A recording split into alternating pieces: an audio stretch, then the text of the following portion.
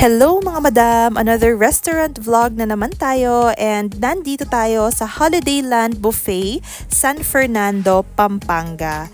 Para sa akin, very sulit ang bayad dito. Masasabi ko na affordable siya kasi napakadaming Kapampangan/Filipino dishes na sulit na at yung lasa niya, lasang lutong bahay. Yung hahanap-hanapin mo yung lasa, ganon. Ang daming pagpipilian at unlimited siya. So tara, ipapakita ko sa inyo yung mga food na nakita namin or natikman namin nung pumunta kami dito, November of 2024. By the way, nung pumunta kami dito, may parking space naman pero minsan punuan kasi madaming pumupunta. Pero madami naman silang tables and chairs and yung lugar, air-conditioned siya. Meron ding alfresco dining. At oo nga pala, yung palang mga soft drinks nila hindi pa kasama sa bayad. So hiwalay na bayad yon pero may service water naman.